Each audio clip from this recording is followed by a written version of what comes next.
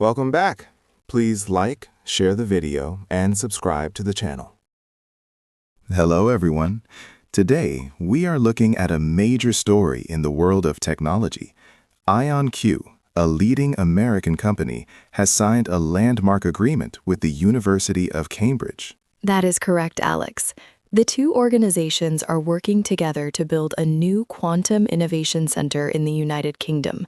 This is a significant step for the tech industry. For our listeners who may not know, quantum computing is very powerful. Jamie, what makes this specific partnership so important? Well, Alex, it is all about moving science from the classroom to the real world. IonQ will bring its most advanced system to the Cambridge campus. This machine has 256 qubits, which makes it one of the most powerful computers of its kind. And what will they do with all that power? They want to solve very complex problems. For example, they will focus on material science to create better products and drug discovery to find new medicines. They also want to improve digital security and networking. This seems like a very strategic move, especially with the current global focus on high-tech competition. Precisely. Under President Trump's administration, the United States is focusing on maintaining a technological edge.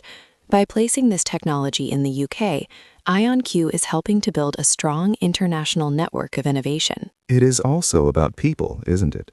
The center will serve as a hub for training workers. Yes, it is. The goal is to train the next generation of scientists and engineers.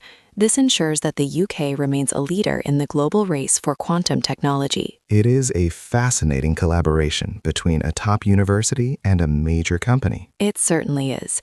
This partnership marks a shift toward making quantum computers a practical tool for modern industry. Thank you for that clear explanation, Jamie. And thank you all for listening. We will see you next time. Good morning. Today we are looking at a serious report from the University of Southern California regarding artificial intelligence and online information. Hello, Alex. This study is quite significant. Researchers have found that AI agents can now work together to spread propaganda without any human help. That is a major shift. Usually we think of bots as simple tools controlled by people. How did the researchers discover this? They created a simulated social media environment. In this test, groups of AI agents actually held their own strategy sessions. They voted on which messages to promote and how to align their stories. So they were essentially acting like a professional marketing team, but they were doing it all by themselves. Exactly.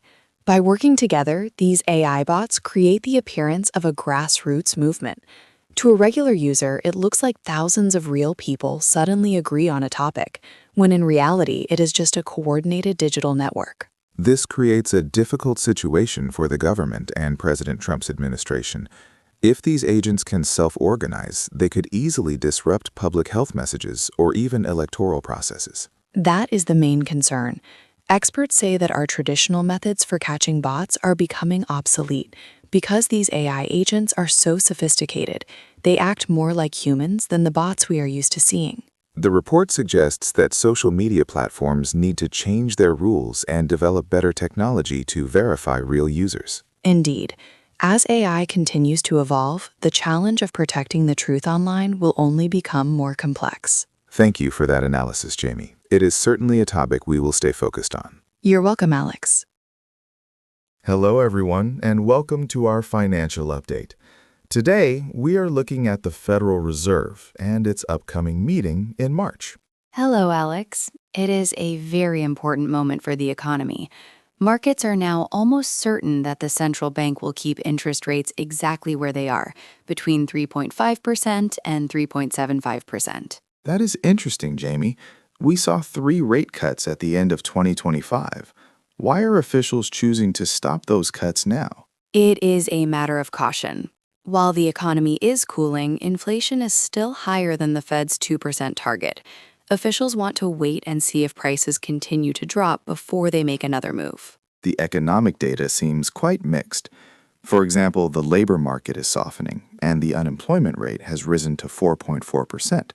However, energy prices are still very volatile. You are right. Geopolitical tensions are pushing energy costs higher, which keeps pressure on consumer prices.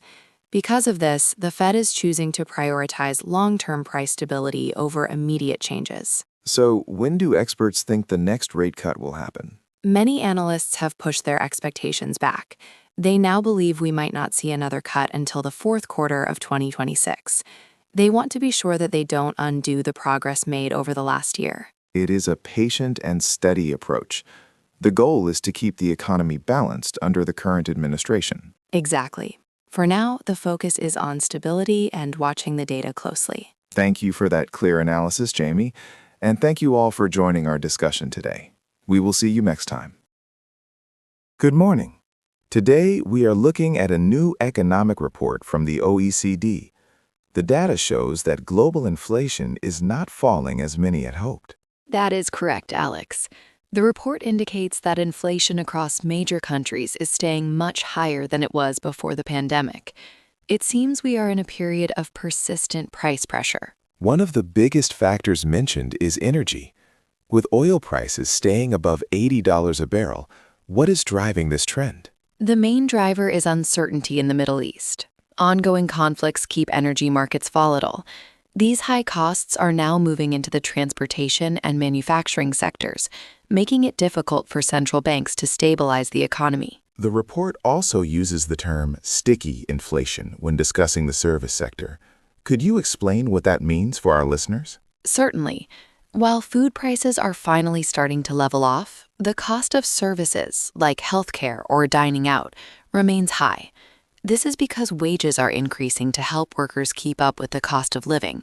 When wages go up, service prices usually stay high. It is also clear that not every country is affected in the same way. The OECD notes a growing gap between different nations. Yes, countries that rely heavily on importing energy are facing the hardest path forward. Meanwhile, the U.S. remains focused on these trends. President Trump and his team are watching these figures closely as they balance energy production with global trade. Looking toward the future, the report suggests this choppy or unstable price cycle could last through 2026. It is a sobering reminder. Without more energy production or less geopolitical risk, the global economy will continue to face these headwinds. Thank you, Jamie, for that clear analysis. We will continue to monitor these developments. Thank you, Alex. And thank you all for joining us. Stay informed and have a productive day. Good morning. Today, we are discussing the White House's new trade strategy for 2026.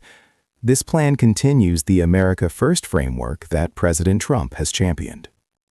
Hello, Alex. That is right. The administration just released its trade policy agenda. The main goal is to support American workers and strengthen local businesses. A major part of this report is the ART program. Jamie, could you explain what that focuses on? Certainly. ART stands for the Agreement on Reciprocal Trade. This program aims to reduce foreign tariffs and trade barriers. Basically, if other countries put high taxes on American goods, the U.S. will take a much more aggressive approach to lower them. It sounds like a push for more balance. The report also mentions Section 301 investigations. What are those? These are legal tools used to investigate unfair trade practices.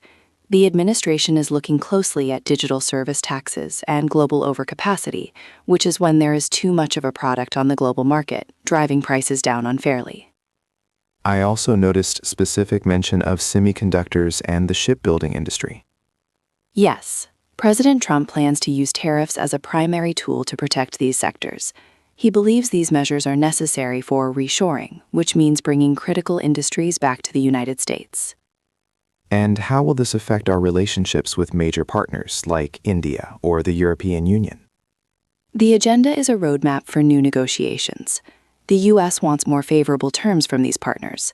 By leveraging the power of the American market, the president hopes to create a more level playing field. It is a very clear and steady strategy for the coming year. Thank you for those details, Jamie. You are very welcome, Alex. Good morning. Today, we start with a major update from Washington. Many operations at the Department of Homeland Security have stopped. This is because the White House and the Senate cannot agree on a new funding plan. That is right, Alex. The disagreement is centered on immigration laws. Because of this deadlock, thousands of government workers, including those at TSA and FEMA, are now facing a period without pay. It is a difficult situation for these employees. However, it is important to note that most border officers are still on duty. They are currently using emergency funds to keep the borders secure. While this is happening, President Trump has announced a new appointment. He named Kristi Noem as the special envoy for the Shield of the Americas. Her main job will be to coordinate efforts to stop international criminal organizations. This shows the administration is still moving forward with its security goals, even during the shutdown. But back in the Senate, the mood is quite tense.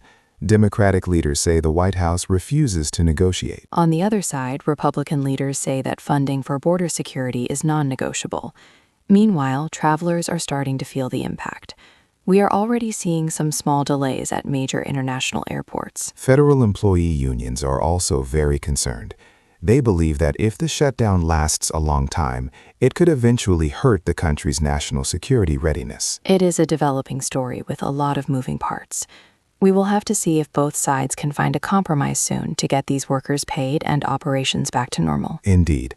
Thank you for that clear analysis, Jamie. We will continue to monitor the situation closely. Thank you, Alex. To our listeners, we will bring you more updates as they arrive. Good morning.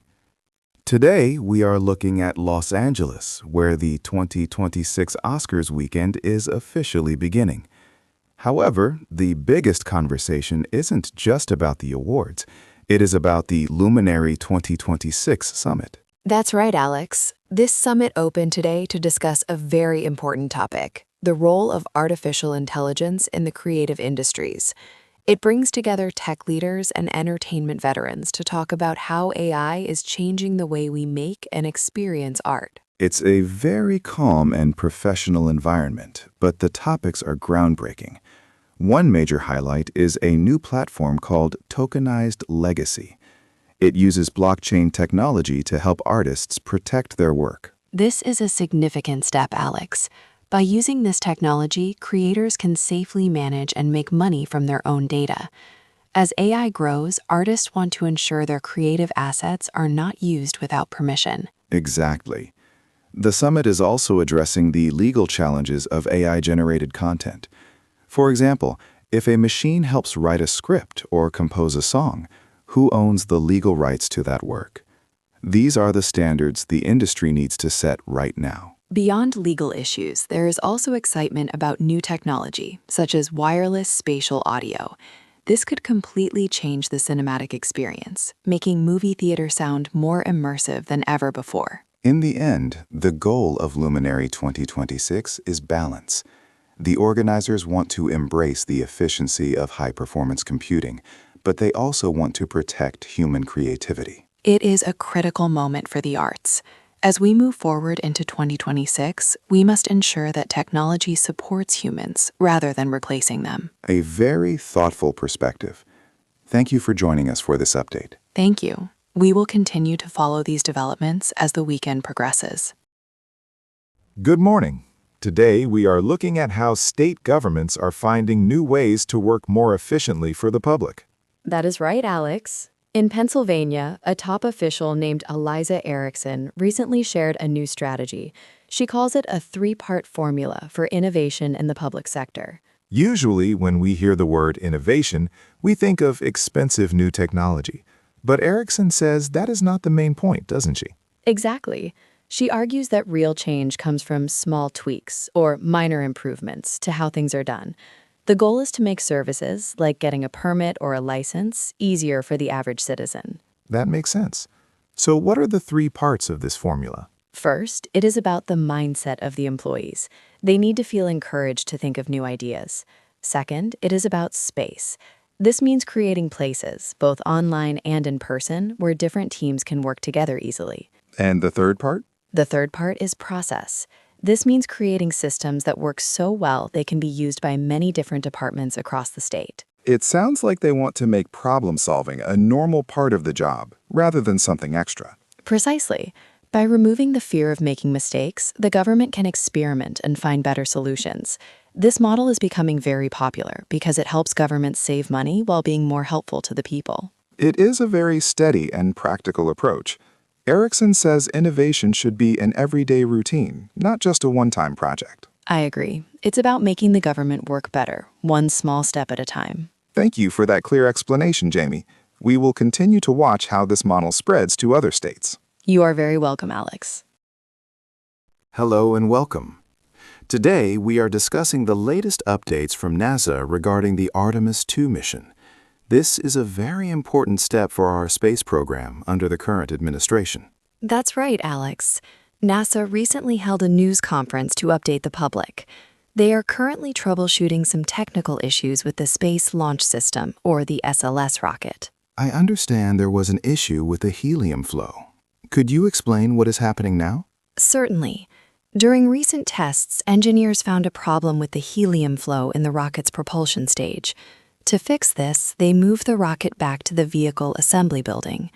Technicians need to replace a faulty valve and carefully check the life support systems. These sound like significant repairs. Does this mean the mission will be delayed for a long time? Actually, NASA remains very optimistic.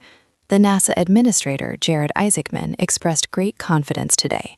He stated that despite these small technical glitches, the mission is still on track. They are targeting a launch date in early April. That is good news.